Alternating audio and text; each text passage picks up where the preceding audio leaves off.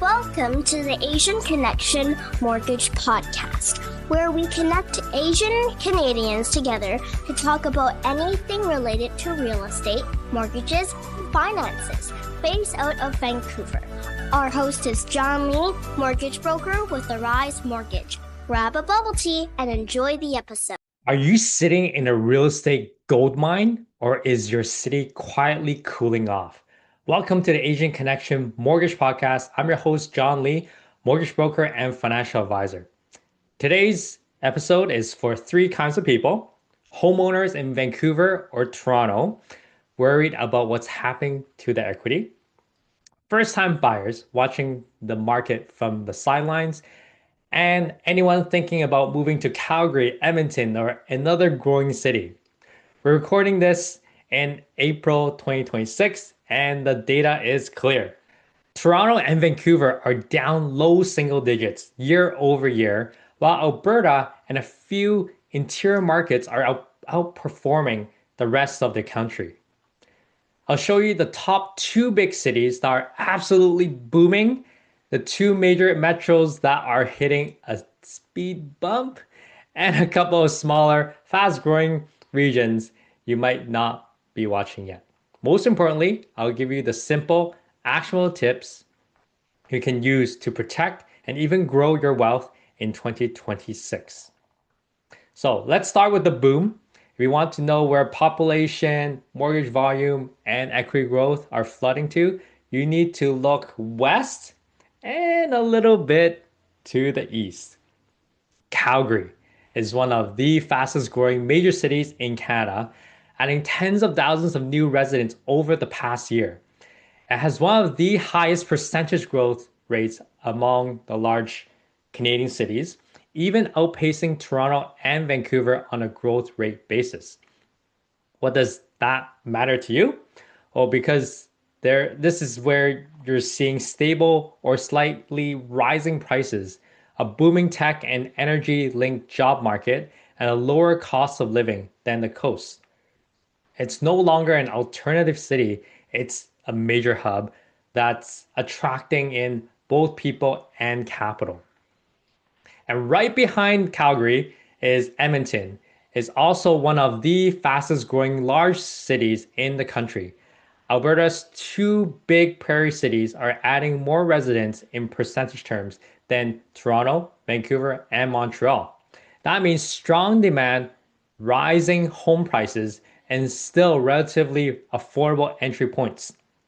You can still find detached homes under the mid $500,000 range in many parts of Edmonton, especially outside the core, which is why it's a magnet for buyers cashing out of the more expensive markets in Canada. So I had a client from Vancouver who sold their 4-bedroom in Burnaby for about 1.8 million, moved to Calgary and bought a modest home there, and then used the leftover equity to buy a rental townhouse in Edmonton and a condo in Saskatoon. So today they're cash flowing on both and still have money in the bank. That's the kind of move people are making when they realize the prairies aren't a step down. They're reviewing their finances, and it's actually a step up. And it's not just the prairies. In Eastern Canada, Quebec City recorded one of the highest year-over-year price increases in Canada, around 13%, thanks to affordability, strong local demand, and tight supply. And in Atlantic Canada, St. John's saw a surge in activity and prices, with demand outpacing supply. These are smaller metros, but they're sending a clear message. When the big cities cool, smaller, affordable, growing regions can heat up fast. Now let's talk about the so-called bust, really the cooling. For listeners in Vancouver and Toronto, this next part is important. The sky is not falling, but it's a reality check. Toronto remains the largest city in Canada by population, but its momentum has slowed dramatically. Recent data show weak population growth, with some peers even showing people leaving as people move west to Alberta and elsewhere. Market outlooks and reports point to flat or slightly negative year over year price performance in the low single digits. So roughly around -4 to -6%, depending on the index. I understand that's not a crash, but it's a huge change after years of growth. The worst thing you can do here is nothing.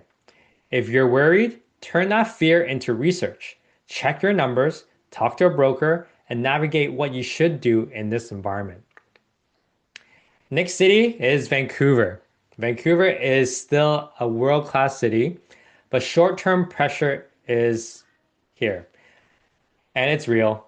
Benchmark prices in Greater Vancouver area are down in the low to mid single digits, roughly -4% to -7% year over year, depending on the index and property type.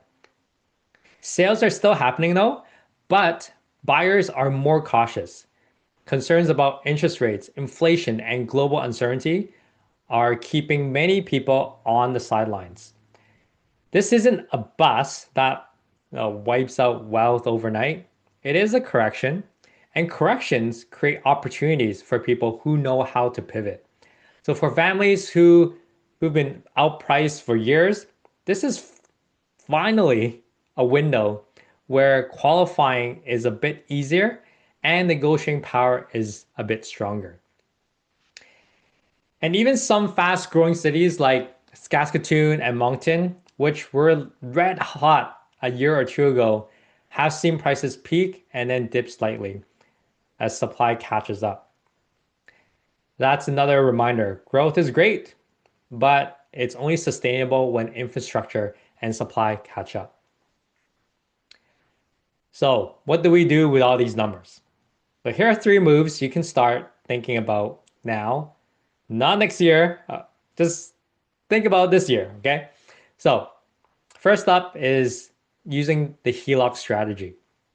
So if your equity is just sitting in a Vancouver or Toronto home while prices dip a few percentages down, you're losing paper wealth that could be working for you.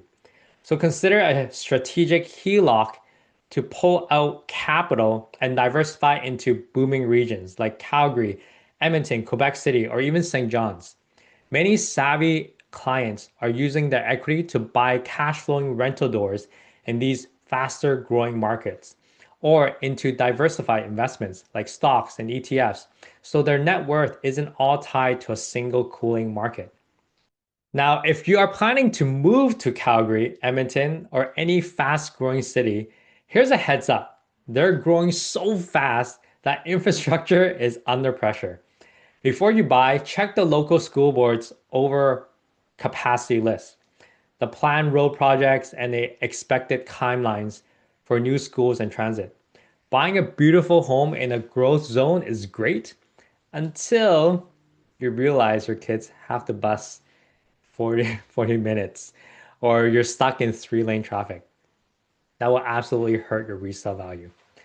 So treat it like the major investment it really is. Talk to local agents, mortgage brokers, and planners before you write that check. And finally, let's talk mortgages. Fixed rates are edging higher this year on the back of global uncertainty and bond market volatility. It's not a full-blown spike, but enough to matter. If your mortgage is up for renewal this year, do not sign the auto renewal letter your bank sends you. I always tell my clients to shop around, start with your bank, then call an independent broker like myself. And sometimes the bank is great, sometimes it's terrible. It's not just about the rate though. Do we need to restructure a mortgage so your payments are as low as possible? Because with everything getting more expensive, cash flow can be the #1 priority for families. So to wrap everything up, national average home prices are still growing modestly, but the map is shifting. Toronto and Vancouver, yeah, they're taking a heavy breather right now, while Calgary, Edmonton, and other several smaller interior markets are stepping up into the spotlight. So if you're staying in Vancouver, don't panic, we gotta pivot. Diversify your equity across regions.